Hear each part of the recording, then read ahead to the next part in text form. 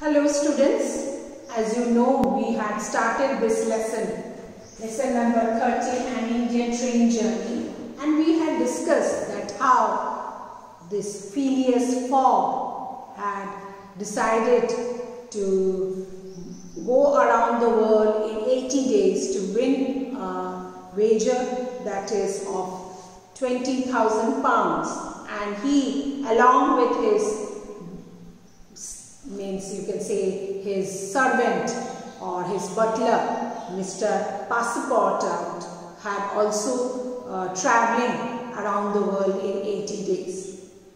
This story is about their journey in India, how they had different type of adventurous journey in India. Let us continue. As we know that they were traveling in the train, and in that carriage there was another passenger called Sir Francis Cromarty, who knew quite a lot about India. Okay, the conversation fell again. Later that night the train left the mountain behind and passed Nasik. As we know that they had started their journey from Mumbai, and they were in the train. They passed through different plateau region where the train passed through Khandala, Pune, and the green forest and the hills, and they were talking about India, and that Francis said that it's not so easy to travel in India because a few years back there was no train line and people had to travel by palanquins, palki, or the ponies in Khandala where there was no railway track.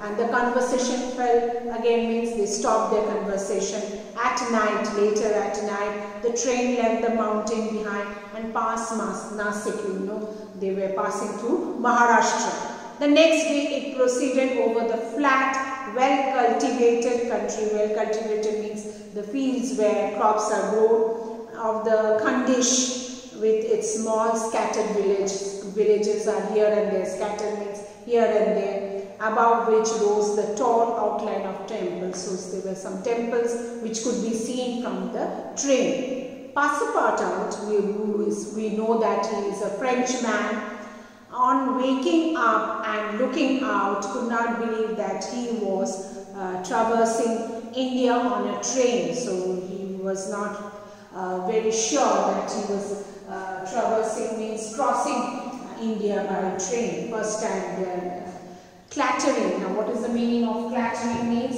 moving noisily through cotton, coffee, nutmeg, clove and paper plantation. Now children, in southern part of India you have all the spices grown here. Cotton, as you know, it is grown here. Coffee also, you know, it's a kind of a drink. Nutmeg is your jaifal, which you say in Hindi. Clove, you know, that is also a spice. Paper, you know, black paper you have as a spice. These are grown, plantations could be seen. The train went vast jungles, and the snakes and tigers that live in them fled at the noise of the train. Fled means to fly, means run away. It was not as crowded or as populated as you see now. So there were great jungles, and animals must have ran away when they heard the noise of the train. Its speed passed wild elephants which gazed at the train as it went past. So the elephants were looking, as you can see, speed is move with speed, and the elephants were looking at the trains which went past by. The steam curled in spirals. As you know, the steams come at that time. There were only steam engines, and they used to curl like this. It used to move like up, curled around the steam curl in spirals around the groups of palm trees, another type of tree, in the midst of which can be seen picturesque bungalows and marvelous temples. Picturesque means like a picture, beautiful, as if somebody has painted. Marvelous means also great, a structure, wonderful structure. Okay. At half the train stopped at Baharampur, where Passepartout was able to purchase some Indian slippers covered in white pearls. So some slippers and they were covered with white pearls. So you can see that in the olden days India was rich in precious stones and pearls. He was very proud of these and thought they were rather beautiful. The travelers ate a quick breakfast in the morning and got back on the train to resume their journey. Resume means start again their journey. That evening the train suddenly stopped at 8 o'clock in the midst of a glade. Glade means in the forest, grassland. Okay?